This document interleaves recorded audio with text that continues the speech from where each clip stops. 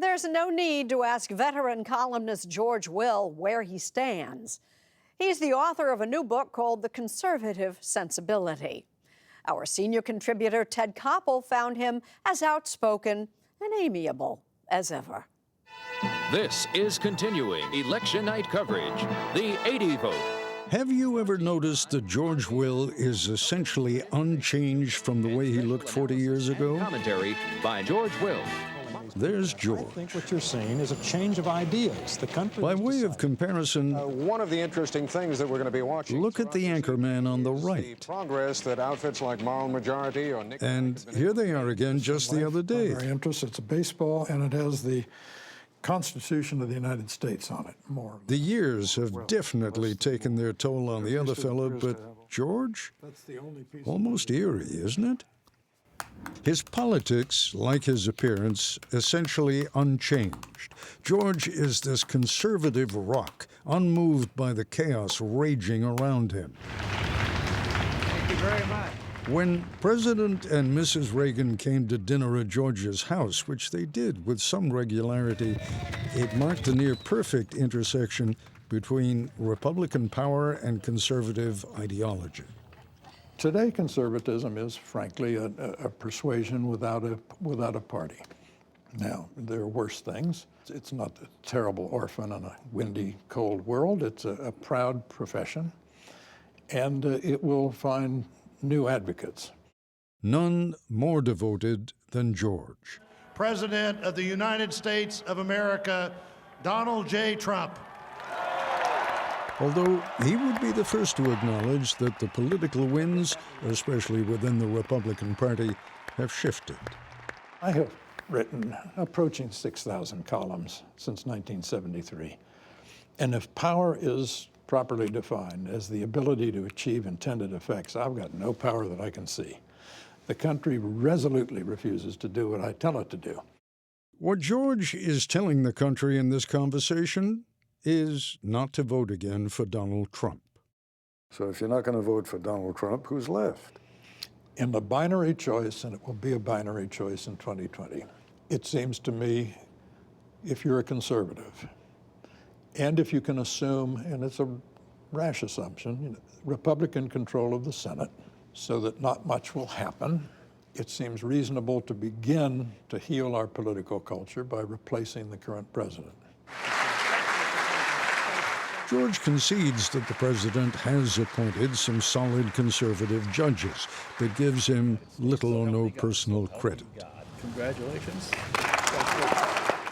Well, there's the Butt Gorsuch side, which is, okay, he's this, this, and this, but they got some Supreme Court justices.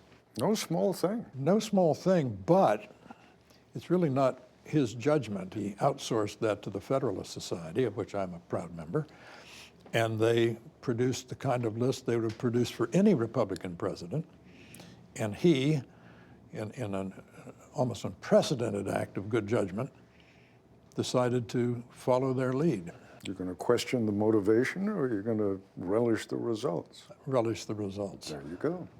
George Will has persisted over the years as a complicated personality with a curious appeal even to those who've never read his column or have any clue as to what he's talking about. Evolution is widely acknowledged as scientific fact. It's even accepted by prominent conservatives like George Will and the late Pope John Paul. That's something to think about. The George Will? Indeed. For as long as most people can remember, the George Will has crafted his twice-weekly 750-word columns on issues small and great, and he rarely equivocates. You know exactly where he stands. Are there any reasons other than the life of the mother that is threatened that in your mind would validate abortion? Rape, incest, life of the mother. It's not just an academic issue for George. He has a particularly clear memory of the day his son, Jonathan, was born. I do. John was born on May 4th, my birthday, in 1972. The next day, the doctor came in and said, you have a Down syndrome child. And he said, the first thing you have to consider is, are you going to take him home? And his mother and I said we thought we would, that was a sort of American tradition. You take children home from the hospital. In 1972, the life expectancy of a child with Down syndrome was about 20 years. John has just turned 47.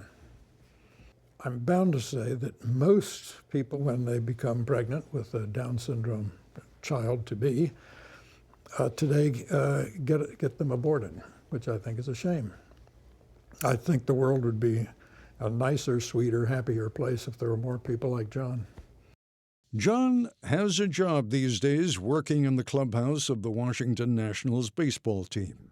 Take me out to the ball game, take me out with the crowd. You may have heard, George Will likes baseball. That picture over there, George, somebody's idea of a cosmic joke. On the wall of his office is what he probably considers an improvement on Michelangelo's famous painting in which God is conveying the gift of a divine spirit to Adam. In this version, of course, the gift is a baseball. That sort of reflects your insanity, doesn't it, George? Yes, I've said so often that I only write about politics to support my baseball habit, which is really, it's severe. My wedding ring, which I designed myself, has the Major League Baseball logo on it. Ah, it does, yes. So, how does your wife feel about that? It was part of the deal. Before or? Before. Before. This guy's batting .352, which is really good. Oh. Every 20 years or so, George takes me to a major league ballpark in a futile effort to turn me into a baseball fan.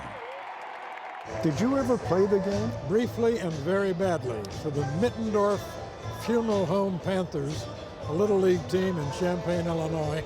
Our color was, needless to say, black. Yeah. Exactly. George insists that the common theme linking baseball and democracy is the opportunity for argument. If you don't like to argue, you're not a good American. Get two baseball fans and you'll have an argument about anything. Who's the best left-handed pitcher from northwest South Dakota? There'll be an argument. And that excites you? I love to argue. I'm paid to argue. It's my vocation is argument. Argument, animating democracy and baseball, the twin passions bubbling just beneath the surface of this seemingly placid man.